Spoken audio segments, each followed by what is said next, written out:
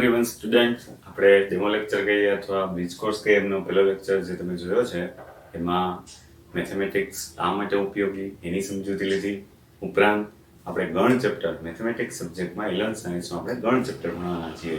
1 થી 16 ચેપ્ટર છે આપણા કોર્સમાં. એમાં એક જ ભાગ છે આપણે 11th સાયન્સમાં, બાકીની ફિઝિક્સ કેમિસ્ટ્રી બે પાર્ટ છે. અત્યારે આપણે એક જ બુક 11th સાયન્સમાં 16 ચેપ્ટર ભણવાની છે. એમાં અગાઉ મેં તમને કીધું હતું ઘણા બધા ચેપ્ટર ધોરણ 10 ને રિલેટેડ છે, જેમ કે આંકડાશાસ્ત્ર છે, ત્રિકોણમિતિ છે. આ બધા ચેપ્ટર થોડા બેઝ સાથે નવા એડ થયેલા છે. અને પહેલું ચેપ્ટર છે આપણા માટે ગણ છે. ખૂબ જ સરળ છે. ગણની સમજૂતી આપણે મેળવી લીધી છે અગાઉ. ગણ એટલે સુનિશ્ચિત વસ્તુઓનો સમૂહ. આ બરાબર સમજાયેલું હોય ઉદાહરણ દ્વારા. તો વિદ્યાર્થી મિત્રો 1.1 નો પહેલો દાખલો જાતે કરી શકો એવું પણ આપણે કીધું હતું. અમુક ઉદાહરણો પણ એમના આપ્યા હતા. બીજો દાખલો હતો નિશાનીનો, બિલોંગ્સ ટુ અથવા ડઝ નોટ બિલોંગ્સ ટુ. જે તમને યાદ કરાવું કે આ પ્રકારની નિશાની હોય તો આપણે એમ કીધું હતું બિલોંગ્સ ટુ. તો સભ્ય જો ગણમાં આવેલો હોય, એ ગણની અંદર 3 નામનો સભ્ય આવેલો હોય તો બિલોંગ્સ ટુ. તો અહીંયા બિલોંગ્સ ટુ જે છે તે ગણ એની અંદર 3 નામનો સભ્ય આવેલો હોય તો બિલોંગ્સ ટુ કહેવાય. અને જો 7 નામનો સભ્ય ના આવેલો હોય તો ડઝ નોટ બિલોંગ્સ ટુ કહેવાય. જેમ કે આપણે ગણ એ જ્યાં છે એ 1 2 3 4 હોત તો આવું આપણે લખી શક્યા હોત. એટલે કે દાખલા નંબર 1 અને 2 ખૂબ જ સરળ છે, જાતે કરી શકો. જે વિદ્યાર્થી મિત્રોએ 11th સાયન્સની મેથેમેટિક્સની ટેક્સ્ટબુક પીડીએફ સ્વરૂપે ડાઉનલોડ ન કરી હોય હજી કરી લેજો. બુક જીએસસીબી ટેક્સ્ટબુક વર્ઝનમાંથી મળી જશે અથવા તો હું પીડીએફ અપલોડ કરી દઈશ તમને. ઓકે, તો હવે શરૂ કરીએ આજના લેક્ચરમાં વિદ્યાર્થી મિત્રો. 1.1 નો દાખલા નંબર 3.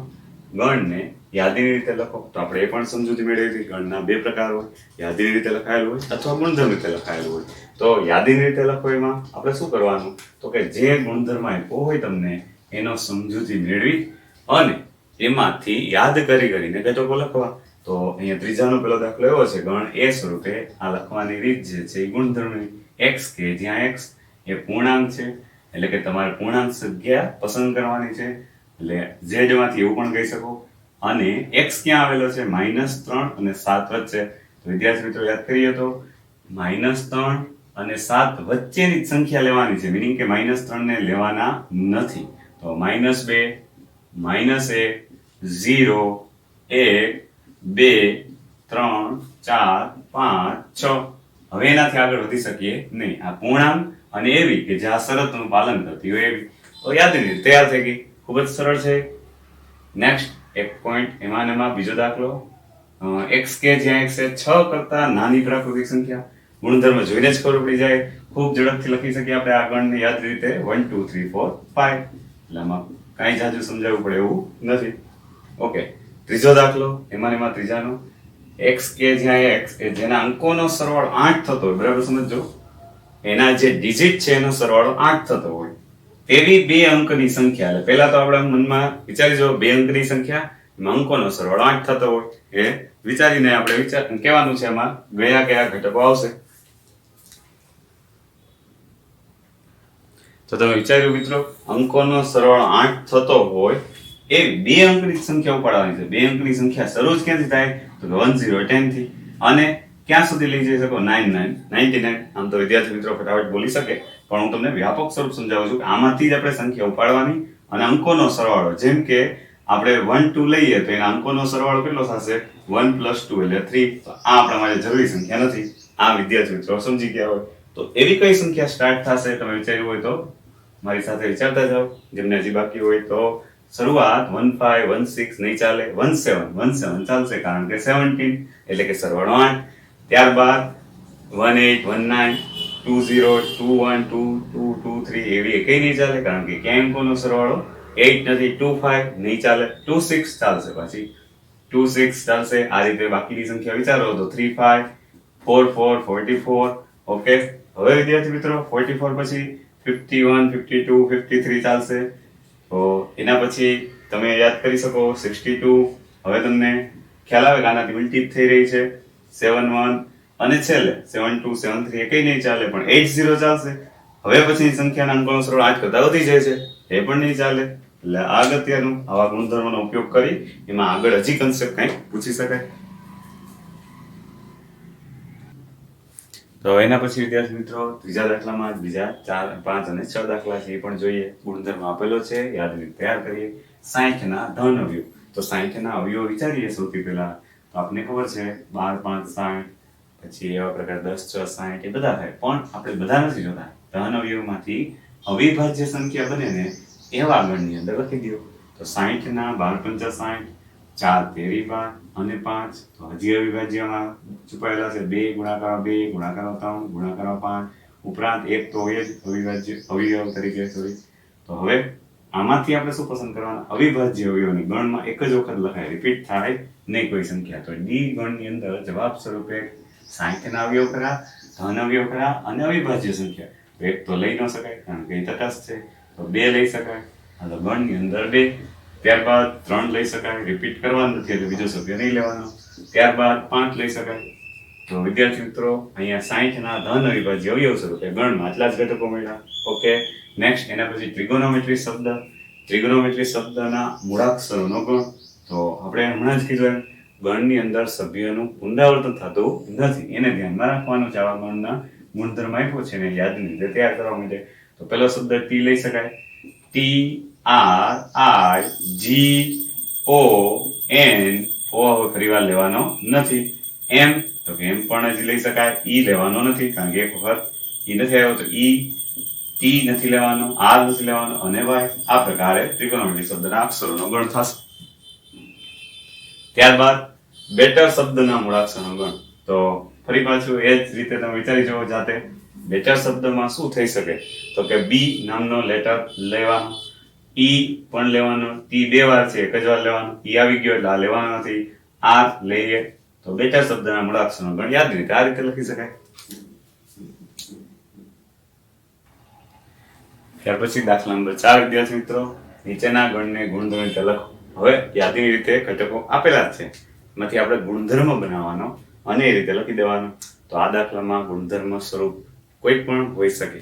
જોઈએ આપણે અહીંયા 3, 6, 9, 12. એટલે કોઈ વિદ્યાર્થી મિત્રને એવું યાદ આવે કે આ 13 થી નાની સંખ્યા છે, 13 થી નાની પ્રાકૃતિક સંખ્યા લઈએ અને પાછો 3 નો ગુણક છે, તો એ ગુણધર્મો વર્ણન કરીને પણ લખી શકે. જેમ કે 13 થી નાની પ્રાકૃતિક સંખ્યા જેમાં પૈકી 3 નો ગુણક હોય. આ એક વર્ણન પ્રકાર રીત થાય. એના કરતા આપણે સરળ શું પડશે કે આ ગણને આપણે યાદીની રીતે માંથી ગુણધર્મ રીતે લખવા માટે સૂત્ર સ્વરૂપ કઈ બનેલું છે? તો કે હા, x કે જ્યાં x એ હંમેશા 3 ના ગુણક છે એટલે 3n where n belongs to n. તમામ પ્રાકૃતિક સંખ્યા ધરાવે તો કે ના. ક્યાંથી શરૂ કરું? તો કે 1 થી શરૂ કરું અને 1 થી શરૂ કરી અને ક્યાં સુધી લઈ જઈ શકીએ? તો કે 3, 4, 12 એટલે 4 સુધી n લેવાનું. આ ખ્યાલ આવ્યો વિદ્યાર્થી મિત્રો બધાને કે n લેવાની પ્રાકૃતિક સંખ્યા પણ 1. તો પેલો ઘટક 2 લઈએ, બીજો 3 લઈએ, ત્રીજો ઘટક અને 4 લઈએ તો ચોથો ઘટક. તો આ રીતે બાકીના દાખલા તમે વિચારી શકશો. તો જે વિદ્યાર્થી મિત્રોએ આગળ વિચારવું હોય કે આ પ્રમાણે તમે 2, 4, 8, 16, 32 બેની ઘાતાંક વધે છે, અહીંયા 2 ની 1 ઘાત, 2 ની 2 ઘાત, 2 ની 3 ઘાત. તો આ સ્વરૂપે લખી શકીએ.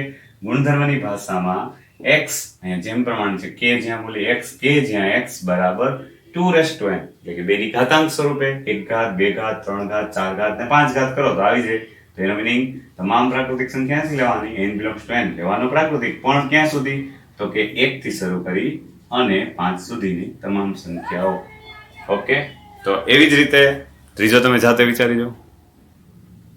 તો જે વિદ્યાર્થી મિત્રોએ ત્રીજો અગાઉ મુજબ વિચાર્યો હોય 5 ની ઘાતાંક ફરે છે, 5 ની 2 ઘાત, 5 ની 3 ઘાત, 5 ની 4 ઘાત. એટલે કે આગળ મુજબ જ x કે જ્યાં x 5 ની ઘાતાંક છે તો 5 ની n ઘાત, n પ્રાકૃતિકમાંથી જ લેવાનો છે પણ ક્યાં સુધી? 5 ની 4 ઘાત સુધી આવી શકો. તો n ની કિંમત 1 થી શરૂ કરીને 4 સુધી. એવી જ રીતે ચોથો દાખલો દેખાય છે 2, 4, 6, 8 યુગ્મ પ્રાકૃતિક સંખ્યા. વર્ણન સ્વરૂપે લખી નાખે x કે જ્યાં x એ યુગ્મ પ્રાકૃતિક સંખ્યા. તો પણ ગુણધર્મ સાચો.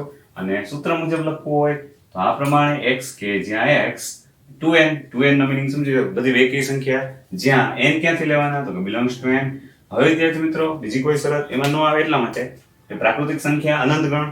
જેમ જેમ પ્રાકૃતિક સંખ્યા મૂકતા જશો એમ એની યુગ્મ બનતી જશે તો એ પણ અનંત ગણ. એટલે અનંત ગણને પણ ગુણધર્મ રીતે લખી શકાય. એવો જ દાખલો એક. હવે વિદ્યાર્થી મિત્રો દાખલા નંબર 5. પાંચમા દાખલામાં આપણને ગણ ગુણધર્મ રીતે ફરી પાછો આપ્યો છે, થોડો ચેન્જ કરીને ગુણધર્મ આપ્યો અને એમાંથી આપણે બધા ઘટકો લખવા મીનિંગ યાદી રીતે તૈયાર કરવાનો છે. એટલે અગાઉ જેવો દાખલો થયો બધા ઘટકો મીનિંગ જેટલા તમે દર્શાવી શકો એ પ્રમાણે યાદ કરીને લખતા જવાના. તો પેલો જ ગણ છે x કે જ્યાં x એ અયુગ્મ પ્રાકૃતિક સંખ્યા. પ્રાકૃતિક સંખ્યા તો ઘણી બધી હોય. પ્રાકૃતિક સંખ્યામાં અયુગ્મ, તો અયુગ્મ માટે આપણે યાદ કરીએ તો શરૂઆત ક્યાંથી થશે? 1 3 5 આવી રીતે કેટલી લખવી? 1 3 5 7 તો અનંત છે પ્રાકૃતિક સંખ્યાનો ગણ. તો આવી રીતે ડોટ ડોટ કરીને અનંત સુધી દર્શાવી દેવાનું. બીજો દાખલો x કે જ્યાં x પૂર્ણાંક લેવાનો, એટલે માત્ર એટલું વાંચીને પૂર્ણાંક લખવા જ માંડવાના, પણ આ શરતનું પાલન કરે એવા પૂર્ણાંક. આ શરતનું પાલન કરે એટલે x એવી લેવાની કિંમત કે જે -0.5 કરતા વધુ હોય અને 4.5 કરતા ઓછી હોય. તો આની વચ્ચેના પૂર્ણાંક જે યાદ કરીએ આપણે, તો સંખ્યા રેખા ઉપર યાદ કરો વિદ્યાર્થી મિત્રો. પૂર્ણાંક સંખ્યા અહીંયા 0 હોય અને -1 હોય. અહીંયા જે કીધું છે એ -0.5 અહીંયા છે, એના પછી તો તરત શું આવી જાય? 0.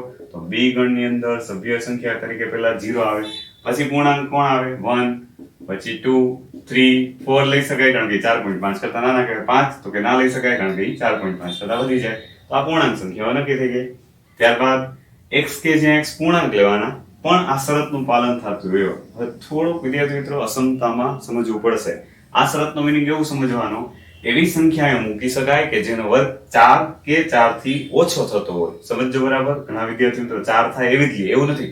4 કે 4 થી ઓછો થતો હોય એવી તમામ પૂર્ણાંક સંખ્યા અહીંયા પસંદ કરવાની છે.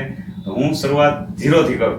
0 મૂકી શકો તો કે હા 0 નો વર્ગ 0 થાય પણ 4 કરતા નાનો છે. 1 મૂકી શકાય તો કે હા 2 મૂકી શકાય, 2 નો વર્ગ 4, જે 4 કરતા નાનો અથવા 4 બરાબર છે તો લખી શકાય. 3 લખી શકાય તો ના, આ શરતનું પાલન ના થાય. ઋણ સંખ્યામાં જવાની છૂટ છે કારણ કે માત્ર એમ કીધું છે પૂર્ણાંક.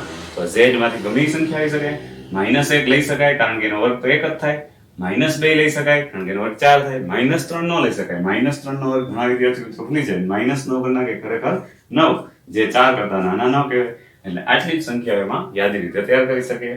ત્યાર પછી ચોથો દાખલો, લોયલ શબ્દના મૂળાક્ષર. તો હમણાં આપણે સમજાય એમ મૂળાક્ષરો લેવાના હોય તો રિપીટ કરવાના થતા નથી. કોઈ પણ સ્પેલિંગ આપેલો હોય એનું અર્થઘટન હોય ન હોય, આપણે એના મૂળાક્ષરો ખાલી લેવાના.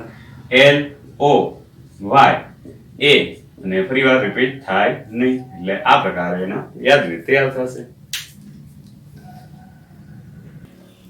ત્યાર પછી પાંચમો દાખલો વિદ્યાર્થી મિત્રો, કે આ પ્રમાણે ગણ આપેલો છે x કે જ્યાં x એ વર્ષનો 31 દિવસનો ન હોય તેવો મહિનો છે. હવે યાદ કરીએ તો 31 દિવસ આવતા હોય તો એ આ ગણમાં નહીં લેવાના. ઉદાહરણ તરીકે જાન્યુઆરીમાં બનાવી જાય 31 દિવસ એટલે ના લેવાય. ફેબ્રુઆરીમાં ન આવે કારણ કે કાં તો લીપ યર ન હોય તો 28 હોય તો 29, તો ફેબ્રુઆરી બરાબર. માર્ચમાં પણ 31 આવી જાય. એપ્રિલમાં તો ન આવે, 30 એપ્રિલ જ હોય એટલે એપ્રિલ. મે આવી જાય 31, જૂન 30 જ હોય, જુલાઈમાં આવી જાય, ઓગસ્ટ 31 આવી જાય, સપ્ટેમ્બરમાં 30 જ હોય, ઓક્ટોબર 31 આવી જાય, નવેમ્બર. તો આ પ્રકારે ત્યાં એના પછીનો તમે જાતે વિચારી શકો.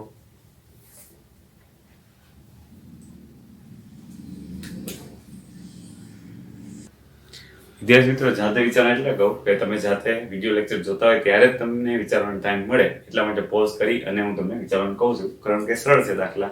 અને આમે મેથ્સ ભણાય એવી રીતે કે હું માત્ર સમજાવું અને હું જ બોલે રાખું એવું નહીં ભણી આપણે. 2 રસ્તો હશે.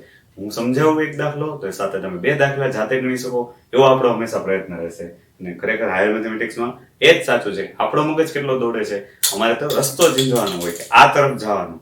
તમે એ તરફ જઈ કેટલી આગળ પ્રેક્ટિસ કરી છો એ અગત્યનું છે. એટલે વિદ્યાર્થી મિત્રોને એવું લાગે કે સર પોઝ કરીને કેમ મૂકી દઈએ છે આ દાખલો, તો કારણ તમે જાતે વિચારો એ બને હેતુથી. તો હવે તમે જાતે વિચારી લીધું હોય કે અંગ્રેજી મૂળાક્ષરોની ક્રમ અનુસાર યાદીમાં કે પહેલાનું વ્યંજન બધાને ખબર જ છે, ના લેવાય. B C D E ના લેવાય, F G H I નો લેવાય, J K પહેલાના છે એટલે ત્યાં પૂરું થઈ ગયું. હવે છઠ્ઠો દાખલો આવી રીતે જોડકા જોડો એ ટાઈપ છે. સામે યાદીની રીત, એની સામે ગુણધર્મ રીત આપેલી છે, તો એ 100 પ્રયત્ન કરવાનો છે. હવે વિદ્યાર્થી મિત્રો અહીંયા 1.1 પૂરું થાય તો આપણે સાથે સાથે 1.1 ગણતા રહીએ. મેં કીધું એમ PDF તમને આપી દઈશ અથવા ડાઉનલોડ પણ કરી શકો. 11th science new course GSEB textbook ઉપરથી અને મળી રહેશે PDF. અને ભણવાનું આખો દિવસ નથી, આપણને ખબર છે. જલસા કરવાનો સમય છે, ધોરણ 10 કમ્પ્લીટ થઈ ગયું છે એટલે આપણે એવું પણ વિચારતા હોય કે સર અત્યારથી ભણવાનું, એવું નથી કરવું. થોડો સમય કાઢવાનો છે. આપણી પાસે જે 15-17 કલાક ફ્રેશ થવાના છે બરાબર, તો એ 15-17 કલાકમાંથી રોજની 2-3 કલાક તમારે સ્ટડી માટે આપવી જોઈએ. મિનિમમ 2 કલાક તો આપવી જ જોઈએ. પછી subject maths, physics, chemistry, biology કોઈ પણ હોય તો રોજની 2 કલાક આપશો તો પણ આપણે બીજા કરતાં આગળ રહેશું. અને સમજો કે સાયન્સ વિષય એવો જ છે કે તમે બીજા કરતાં વધારે શું કરી શકો છો, ક્રિએટિવિટી શું કરી શકો છો, એ જ વિદ્યાર્થી સાયન્સ કરીને આગળ કંઈક સ્કિલ મેળવી શકે. હું એ માટે સાચું સજેશન એ પણ આપું કે તમને અત્યારે રીડિંગની પણ ટેવ હોય, કારણ કે 10મા ધોરણમાં ઘણું બધું વાંચ્યું હોય ને એટલે એવું થાય કે હવે કંટાળો આવે છે, મોબાઈલમાં ગેમ રમી રમીને થાકી ગયા, બહાર નીચે પાર્કિંગમાં કે થોડા ઘણા આસપાસ આપણે આટા મારવાની છૂટ હોય ત્યાં અત્યારના પરિસ્થિતિને ધ્યાનમાં લઈ એમ પણ થાકી ગયા. તો હવે વિદ્યાર્થી મિત્રો શું કરવું જોઈએ? તો આપણા કેરિયરના વર્ષ માટે ભવિષ્યમાં શું થઈ શકીએ આપણે, એના માટે કંઈક એવી રીડર્સ બુક આપણે વાંચવી જોઈએ. તો રીડિંગની આપણે ટેવ પાડવી પડશે. તો જે વિદ્યાર્થી મિત્રો ઘણા રીડિંગ કરતા જ હશે સારી એવી બુક, છતાં અહીંથી હું સજેશન આપું કે એવી અમુક બુક છે કે જે તમને ખરેખર પ્રેરણા આપશે. જેમ કે નારાયણ મૂર્તિ ઇન્ફોસિસના સ્થાપક છે, એની આત્મકથા સ્વરૂપે એમને બાયોગ્રાફી સ્વરૂપે લખાયેલી છે બુક કે એમને કેવા દિવસો સંઘર્ષ પ્રમાણે રેઠા અને આગળ પહોંચ્યા છે અત્યારે. પછી એક એવી બુક છે સ્ટે હંગ્રી સ્ટે ફુલિશ, એની ગુજરાતી અનુવાદ છે પણ ખભે કોથળો દેશ મોકળો. એવા આઈઆઈટી કે MBA કોલેજો એવી જે છે IIM એમાંથી પાસ આઉટ થઈ નોકરી છોડી દીધી અને પોતાનો બિઝનેસ શરૂ કર્યો. એને ઉદાહરણ સ્વરૂપે Naukri.com એવી એક વેબસાઇટ તમે જોઈ હોય. અત્યારે કેટલી બધી વેબસાઇટ આવે છે, એમાં મોટા મોટા IITians જ હોય છે. આપણા ગૂગલના CEO સુંદર પિચાઈ લઈ લો તો IIT ખડગપુરમાંથી કરેલો છે, એમની બાયોગ્રાફી વાંચી શકીએ આપણે. આવા લોકોની બાયોગ્રાફી વાંચીએ તો ખબર પડશે કે એને કેવડો સંઘર્ષ, કેવડી મહેનત કરેલી છે. તો આપણને યાદ રહેશે કે આપણે આ સ્થાને છીએ, તો હવેથી આપણે એવું પોતાનું કંઈક અલગ પાસું જમાવવા માટે આ સમાજમાં આપણે વિચારવું પડશે, વાંચવું પડશે. તો વિદ્યાર્થી મિત્રો જલસા કરતા રહે અને સ્ટે હોમ સ્ટે સેફ એને ધ્યાનમાં રાખીને મેં તમને આપેલું સજેશન પાલન કરશો તો તમારી લાઈફમાં પણ ખૂબ જ પ્રગતિ થાય એવી શુભેચ્છા સાથે નેક્સ્ટ લેક્ચરમાં મળીશું.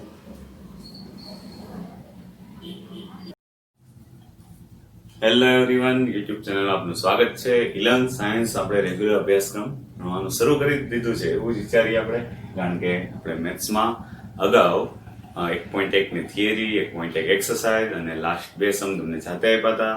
સાથે આપણે ડેમો ક્લાસ જે કહીએ છીએ એનો મેઇન હેતુ જે છે 11th સાયન્સમાં જ્યારે આપણે ભણીએ ત્યારે મેથ્સ સબ્જેક્ટ કેવો હોય, મેથ્સ આપણે રાખીએ તો શું સ્કોર કરી શકીએ.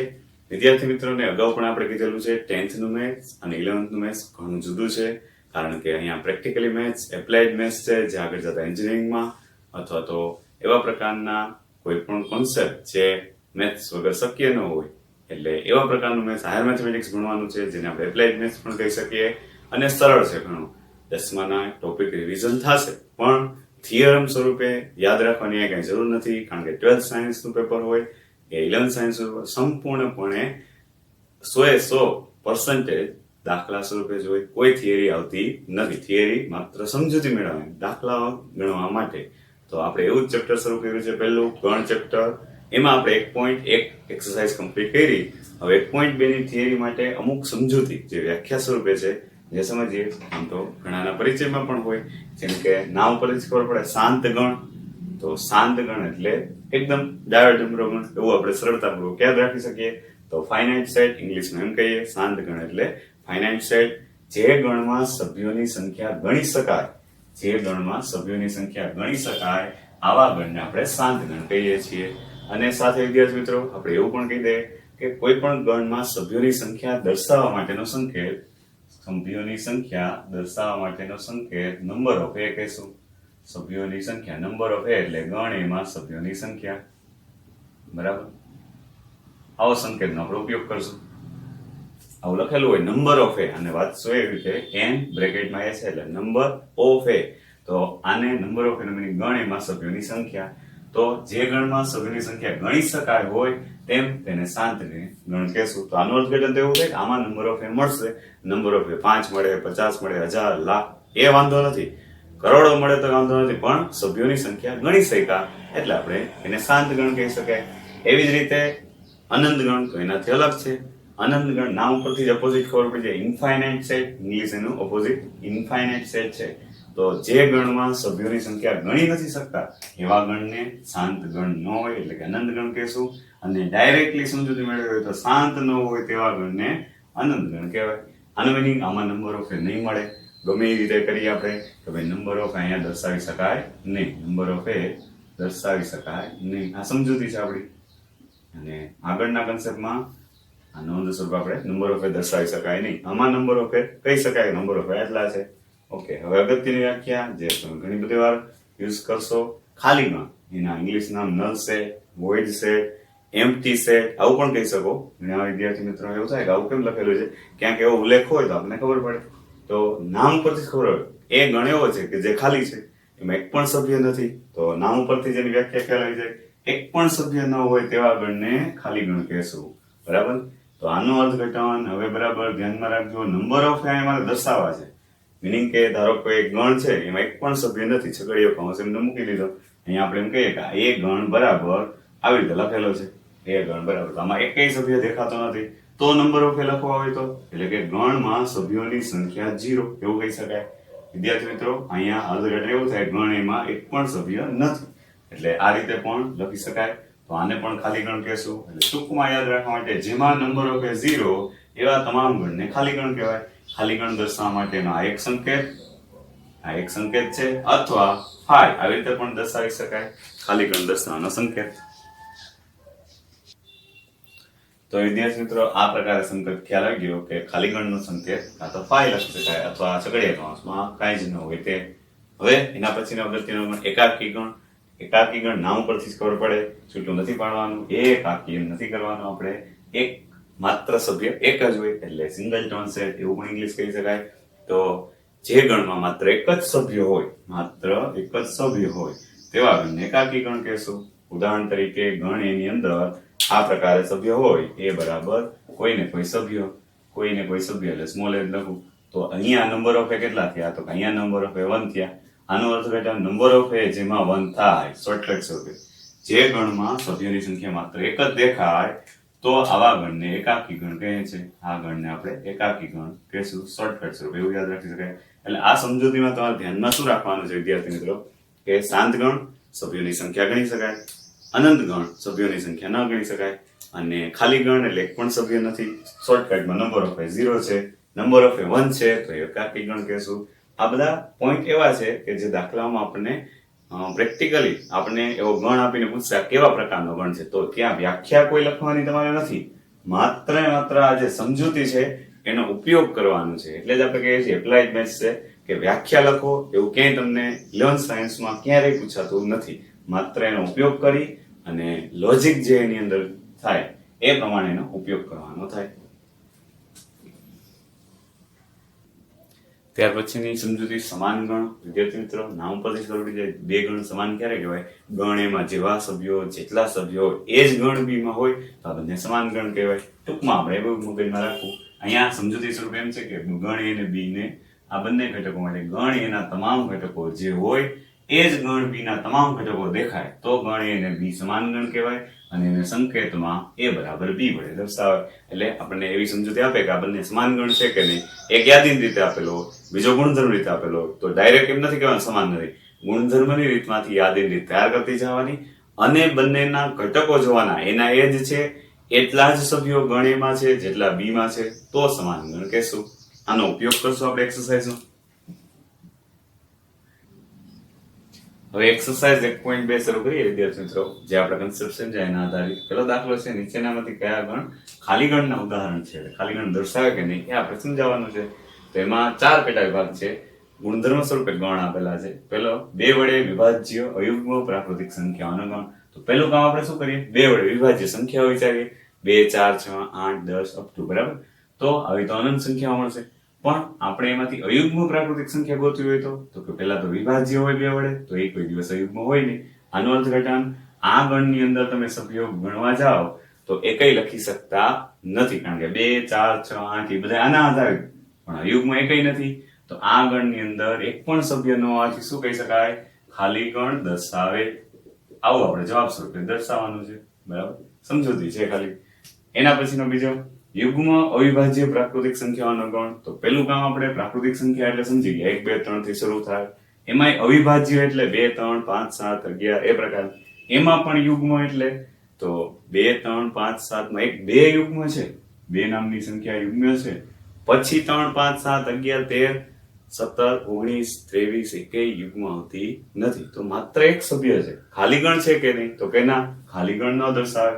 વધારે સ્પષ્ટતા આપણે કરવી હોય, ખાલી ગણ ન દર્શાવે તો ફાઇનલ. અહીંયા પ્રશ્ન એટલો પૂછ્યો છે, ખાલી ગણ દર્શાવે તો કે ના દર્શાવે.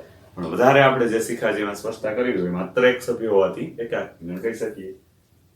એમાં ત્રીજો x કે જ્યાં x એ પ્રાકૃતિક સંખ્યા છે. તો પ્રાકૃતિક સંખ્યા મીનિંગ આપણને ખબર છે, તમામ 1 થી શરૂ કરીને એવી સંખ્યા x તરીકે લેજો જે 5 થી નાની હોય. એટલે આપણા મગજમાં 1 2 3 4 આવે, પણ 7 થી મોટી હોવી જોઈએ. આ અને શબ્દ જોડી અને આ બે એકારે શરતનું ક્યારેય પાલન થાય નહીં. 5 થી નાની હોય તો એ ક્યારેય 7 થી મોટી ન હોય, એટલે કે આ ગણ પણ ખાલી ગણ દર્શાવે. તેથી આ ગણ પણ ખાલી ગણ દર્શાવે. એવી જ રીતે નેક્સ્ટ એમાં ચોથો છે, તમે જાતે વિચારી શકો, બે ભિન્ન સમાંતર રેખા લેવી. એનું સામાન્ય બિંદુ તો કે શક્ય જ નથી. બે સમાંતર રેખાઓ ક્યારે કીધી હોય, એક પણ સામાન્ય બિંદુ ના હોય તો આ ગણ પણ ખાલી ગણ જ દર્શાવે. તો આપણે જવાબ સ્વરૂપે આપેલ ગણ પણ ખાલી ગણ દર્શાવે. તો આ રીતે વિદ્યાર્થી મિત્રો કોન્સેપ્ટ સમજવામાં આપણને જે સમજૂતી લીધી હતી એ ઉપયોગી થાય.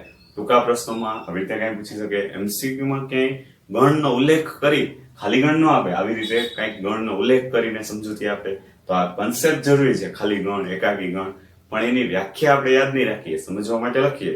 જ્યારે 11th સાયન્સ આપણે રેગ્યુલર શરૂ કરેલું હોય, ફેરબુક ના તો ત્યારે થિયરી પોઈન્ટ લખશું, ઇંગ્લિશ વર્ડ લખશું, પણ એવું નહીં કે વ્યાખ્યા યાદ રાખી લેવી. એનો ઉપયોગ વધુ કરીએ, એવા એમસીક્યુ સોલ્વ કરીએ, જેથી કરીને આપણો માઇન્ડ શાર્પ થાય.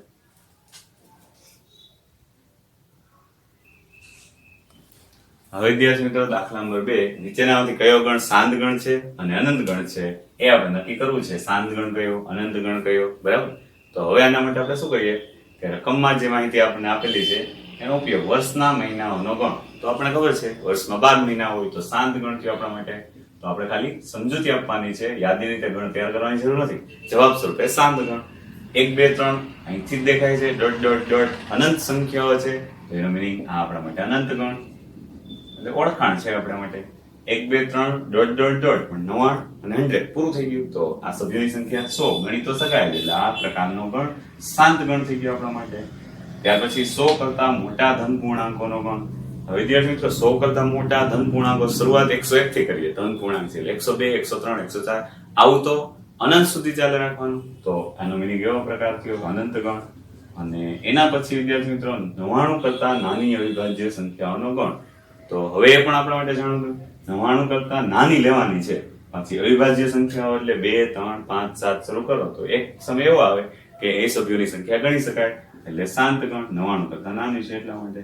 તો આ પ્રકારે ઓળખાણ મેળવવાની છે. નેક્સ્ટ આના પછીનો ત્રીજો દાખલો પ્રયત્ન કરવાનો છે.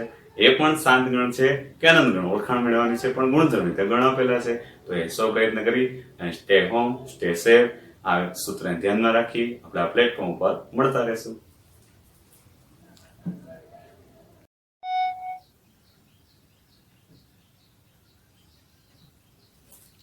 વિદ્યાર્થી મિત્રો હવે આપણે 1.2 એક્સરસાઇઝ જે લીધી જેમાં એક્ઝામ્પલ 3 મીનિંગ કે ત્રીજો એક્ઝામ્પલ છે જાતે કરવાનો છે. આપણે ખબર છે એમાં કદાચ જે વિદ્યાર્થી મિત્રોએ પાર્ટ 1 વિડીયો જોઈને જાતે કર્યો હોય તો એમને બે પ્રશ્નમાં કદાચ પ્રશ્ન થાય કે પૃથ્વી ઉપર વસતા પ્રાણીઓનો ગણ શાંત ગણ કેવો કે અનંત ગણ. તો પૃથ્વી ઉપર જેટલા પણ પ્રાણીઓ વસે છે જેમાં આપણે પણ આવી ગયા તો એમની સંખ્યા ગણી શકાય એમ છે, એટલે શાંત ગણ. અને ઉગમ બિંદુમાંથી પસાર થતા વર્તુળોનો પણ આવો કંઈક નવો પ્રશ્ન દેખાય તો એક બિંદુમાંથી અસંખ્ય વર્તુળો પસાર થઈ શકે એટલે અનંત ગણ કહેવાનો થાય. એના પછીનો વિદ્યાર્થી મિત્રો દાખલા નંબર 4, બે ગણ આપેલા છે, સમાન છે કે તે નહીં નક્કી કરવાનું છે. તો બંને ગણ માટે આપણે શું કામ કરવાનું, એના એ જ ઘટકો હોવા જોઈએ, ઘટકોની સંખ્યા પણ એટલી જ હોવી જોઈએ, તો સમાન ગણ છે. તો અહીંયા એ અને બી જોવો જોઈએ, 4 ઘટકો ABCD છે, ક્રમ મહત્વ નથી, ABCD આવી જાય છે તો આપેલ બંને ગણ સમાન છે એવું કહી શકાય. તો A બરાબર B કહી શકાય અહીંયા. એટલે બહુ ખૂબ જ સરળ છે, સમાન ગણ છે કે નહીં નક્કી કરવું. 4 8 12 16 છે તો અહીંયા પણ એવું છે 4 8 12 નથી વિદ્યાર્થી મિત્રો, 18 આવી ગયા. તો A અને B સમાન નથી એટલે ઘણી વાર અહીંયા એકાદો ઘટક ફેરવી નાખે તો પણ ન હાલે. 16 છે અહીંયા 16 છે, 8 છે તો અહીંયા 8 છે, 4 છે 4 છે, પણ જ્યારે અહીંયા 12 છે ત્યાં 18 છે, એટલે મિનિંગ સમાન ગણ નથી. એવી જ રીતે ત્રીજો 2 4 6 8 10, તો અહીંયા તો ગુણધર્મ સ્વરૂપ આપેલું છે, એટલે ગુણધર્મ આપેલો એટલે ના નથી પડતો અને સમાન નથી. આમાંથી યાદી તૈયાર કરો. યુગ્મ ધન પૂર્ણાંક લેવાના, પણ 10 થી નાના, તો યુગ્મ ધન પૂર્ણાંક 2 4 6 8 10 લેવાની છૂટ છે. 2 4 6 8 10 આ પણ ગણ એ ને સમાન ગણ છે. હવે ચોથો દાખલો છે વિદ્યાર્થી મિત્રો, ગુણધર્મ સ્વરૂપે એ ગણ 10 નો ગુણિત. તો 10 નો ગુણિત તો આપણે કહી શકીએ 10 20 30 અપ ટુ, આવું તો એટલે જ રાખવાનું, અનંત ગણ થઈ ગયો. અહીંયા પણ અનંત ગણ છે, પણ આ 10 નો ગુણિત નથી, કારણ કે આ 15 નામની સંખ્યા 10 નો ગુણિત ન કરે. 10 પછી 20 પછી 30 એવા આવતો હોય તો હાલે, મિનિંગ કે આ તો 5 ના ગુણિત છે. તો આ બંને ગણ અનંત ગણ છે, પણ એમ છતાંય ઘટકો સમાન ન હોવાથી સમાન નથી. એટલે સમાન ગણ કેવા કે નહીં એ કન્સેપ્ટ સમજવા માટે આ દાખલો આપેલો છે. હવે વિદ્યાર્થી મિત્રો, દાખલા નંબર 5, નીચે આપેલ ગણની જે જોડીઓ છે સમાન છે કે કેમ કારણ આપો. તો આપણે અગાઉ જેમ કર્યું તેમ જ એ ગણ 2 3 આપેલો છે, અહીંયા ગુણધર્મ રીતે આપેલો ગણ છે. તો સૌપ્રથમ આના અવયવ વિચારીએ કે આ ગણમાં ઘટકો હોય તો કેવા હોય. તો કે આપણને અવયવ ખબર છે 3 2 6, સરવાળો કરવાથી 5 આવવા જોઈએ. તો 3 2 6 આ સાદું આપણા માટે રફ કામ થઈ ગયું, બરાબર. તો x બરાબર -3 અને x બરાબર -2. ટૂંકમાં આ ગણની અંદર ઘટકો હોય બી ગણની અંદર તો કેવા હોય -2 અને -3. તો અહીં નિશાની દ્રષ્ટિએ ઘટકો જુદા થઈ ગયા, એટલે અહીંયા a અને b સમાન ગણ નથી. કારણ સ્વરૂપે કારણ કે ઘટકો સમાન નથી. ઘટકોની સંખ્યા સમાન છે, પણ ઘટકો એના એ જ નથી, ઘટકો સમાન નથી એટલા માટે. એવી જ રીતે બીજો દાખલો, ફોલો શબ્દના મૂળાક્ષરો. તો અહીંથી આપણે વિચારી શકીએ એ ગણની અંદર રિપીટ નથી કરવાનો મૂળાક્ષર, તો એ રીતે લખીએ F O L, O આવી ગયું, W. તો બી ગણમાં પણ y કે જ્યાં y, અહીં જેમ પ્રમાણે કે જ્યાં બોલીએ છીએ આપણે એ વોલ્વ શબ્દના મૂળાક્ષરો, તો એ પણ W O L F ઉપર જેવા જ ત્યાં. તો અહીંયા બંને સમાન ગણ છે, કારણ કે ઘટકોની સંખ્યા પણ સમાન અને ઘટકો એના એ જ. આપણે કારણ સ્વરૂપે કહી શકીએ કારણ કે ઘટકોની સંખ્યા અને એ જ ઘટકો છે, સમાન તથા તે જ ઘટકો છે, તેથી સમાન ગણ કહેવાય. તો આ પ્રકારે દાખલા નંબર 5 થઈ ગયો. આવો જ છઠ્ઠો દાખલો આપણે વિચારી જોઈએ. તો વિદ્યાર્થી મિત્રો, છઠ્ઠો દાખલો, નીચે આપેલા ગણમાંથી સમાન ગણ પસંદ કરો. તો a થી h સુધીના ગણ આપેલા છે, આપણે એમાં જે સમાન ગણ હોય, સમાન ગણની વ્યાખ્યા સમજી ગયા છીએ, તો એ રીતે આપણે પસંદ કરવાના છે. તો એ ગણ સાથે કોણને સરખાવી શકાય વિચારજો. 2 4 8 12 આ ન સરખાવી શકાય. 2 4 8 12 અહીંયા નથી, 2 4 8 12 અહીંયા નથી. તો આપણી પાસે 2 4 8 12 એવું દેખાય છે સમાન ક્યાંય? તો કે a ની સાથે કોઈ બીજો ગણ સમાન નથી. હાલો હવે તો b ની સાથે 1 2 3 4 છે, તો 1 2 3 4 અહીંયા છે. તો આ અને આ સમાન ગણ દેખાય છે, તો અહીંયા આપણે કહી શકાય કે અહીં b બરાબર d બને છે, કારણ કે b અને d સમાન ગણ છે. ઓકે. પછી 4 8 12 14 બીજે ક્યાંય નથી, એટલે આ ગણ તો બીજા કોઈ યાર કમ્પેરિઝન નથી. -1 1 બે ઘટકો વાળા ગણ સરખાવીએ તો e અને g સમાન છે, તો e અને g પણ ગણ સમાન. ઓકે. હવે બે ઘટકો વાળા 0 1 છે, પણ અહીં 0 એ છે, તો હવે બાકી કોઈ ઘટકો સમાન સંખ્યાએ નથી, સમાન ઘટકો નથી, તો સમાન ગણ આટલા મળે એમ છે. તો વિદ્યાર્થી મિત્રો, આ એક્સરસાઇઝ 1.2 પૂરી થઈ ગઈ અને ખૂબ સરળ છે આપણા માટે. હવે થોડાક નવા કન્સેપ્ટ સાથે, ઉપગણના કન્સેપ્ટ ને એવા બધા કન્સેપ્ટ સાથે એક્સરસાઇઝ 1.3 1.4 શરૂ કરશું. ત્યારે થોડું ડિટેલમાં જાણવા મળશે આપણને, અને ગણ ચેપ્ટર જેટલું સરળ છે એવા જ બેઝિક કન્સેપ્ટ JEE-માં કે એવા પ્રકારના MCQ-માં વચ્ચે એનો ઉપયોગ થયેલો હોય છે. એટલે એવું નથી કે આ ચેપ્ટર આવું સહેલું કેમ છે. પેલું જ ચેપ્ટર ખરેખર 11th સાયન્સના દરેક ટોપિક સહેલા છે જો સમજીએ તો, સારી રીતે સમજી અને પ્રેક્ટિસ કરીએ, એવા MCQ સોલ્વ કરીએ. અમે અત્યારે જે ધોરણ 12 સાયન્સમાં ભણી ગયા હોય એ વિદ્યાર્થી મિત્રોને ખબર હશે, અને એમને પૂછી શકો તમે, જે ચેપ્ટર શરૂ થાય એ ચેપ્ટરના કન્સેપ્ટ પૂરા થતા જાય એમ એને MCQ સોલ્વ કરવાના હોય, ડાઉટ લઈને અમારી પાસે આવે તો અમે સોલ્વ કરી દઈએ. એક ચેપ્ટરના 250 MCQ તમે સોલ્વ કરો તો બધા જ કન્સેપ્ટ એમાં આવી જાય. 250 MCQ સોલ્વ કર્યા પછી JEE-માં કોઈ પણ મિક્સ કરીને કન્સેપ્ટ પૂછે તોય આપણો માઇન્ડ એટલો શાર્પ થઈ જ ગયો વિદ્યાર્થી મિત્રો કે એ સમય આપણને ક્લિક થાય. એટલે અગત્યનું એ છે, બેઠે બેઠો ક્યાંય MCQ ન થવાનો. કદાચ તમે 500 MCQ સોલ્વ કરી નાખો તો JEE-માં ક્યાંય બેઠે બેઠો MCQ આવવાનો નથી, પણ કન્સેપ્ટ જેને ક્લિયર હશે, પ્રેક્ટિસ કરેલી હશે, એનું માઇન્ડ શાર્પ હશે, તો એ સમય ક્લિક થઈ જાય કે આ જ પ્રમાણે સોલ્વ કરવો જોઈએ. એ જ આપણી એન્ટ્રન્સ એક્ઝામનું મહત્વ છે. એટલે આપણે એવી પ્રેક્ટિસ કરતા રહીએ, એ કન્સેપ્ટથી આપણે એનસીઆરટીની text book plus extra MCQ solve કરતા રહીએ. જેડબલ્યુમાં કોઈ ટોપિક એનસીઆરટીની બુકમાં કોઈ ઘણા ટોપિક નથી, એ પણ આપણે એડ કરશું અને એ રીતે સમજતા રહેશું. તો વિદ્યાર્થી મિત્રો, ડેમો ક્લાસ બીજ કોર્સનો આપણે ખૂબ લાભ લઈએ, જેથી કરીને આપણે શું બિલ્ડઅપ કરવા જઈ રહ્યા છીએ. 11th સાયન્સ 12th સાયન્સ ભણી માત્ર એન્જિનિયરિંગ કરવું કે માત્ર કોલેજ કરવી એવું નથી. સારામાં સારી કોલેજમાં આપણને એડમિશન મળે તો તમે કદાચ ન્યૂઝપેપરમાં હજી વાંચતા હશો કે ગૂગલ ન્યૂઝમાં જોતા હશો, હજી TCS રિક્રુટમેન્ટ કરી રહી છે આવા કોમ્પ્યુટર એન્જિનિયરો માટે. ઘણી કંપનીઓને હજી સારા એન્જિનિયરની જરૂર છે, માત્ર એન્જિનિયર નહીં. અથવા તો ગ્રેજ્યુએશન થઈ ઘણા બધા, તમે હમણાં જ 2-3 IAS ઓફિસરોની અદલા બદલી તમે જોઈ હોય તો ઘણા ડોક્ટર છે, MBBS કરેલું છે, પછી UPSC ની એક્ઝામ ક્લિયર કરેલી છે. તો વિદ્યાર્થી મિત્રો, એ વિદ્યાર્થીએ માત્ર ડોક્ટર બનવાનું સ્વપ્ન નહોતું જોયું. જે કઈ ફિલ્ડમાં જાય એ ફિલ્ડમાં ટોપ ઉપર રહ્યા અને પછી UPSC ની એક્ઝામ ક્લિયર કરેલી છે. તો આવા પણ લોકો હોય છે કે ગ્રેજ્યુએશન કરી, એ ગ્રુપ રાખી, મેથ્સ ફિઝિક્સ સરસ કવર કરી, નેવી એરફોર્સમાં જઈ, કે કદાચ ગ્રેજ્યુએશન કરી ગવર્મેન્ટ જોબ સાથે જોડાયેલા હોય, UPSC GPSC ક્લિયર કરવા માંગતા હોય. તો આ બધા વિદ્યાર્થી મિત્રો માટે એક જ મહામંત્ર છે, ખૂબ મહેનત કરો. આનો વિકલ્પ તમને ક્યાંય નહીં મળે, કારણ કે ખૂબ મહેનત કરી હશે એ વિદ્યાર્થી ટોપ ઉપર જ હશે.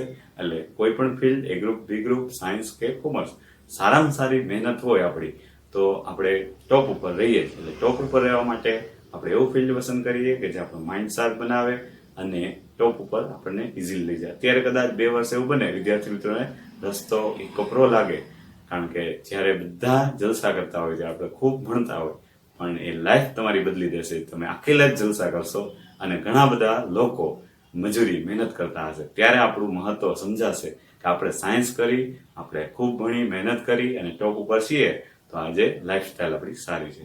સારું વિદ્યાર્થી મિત્રો, હવે નેક્સ્ટ લેક્ચરમાં આપણે મળીશું.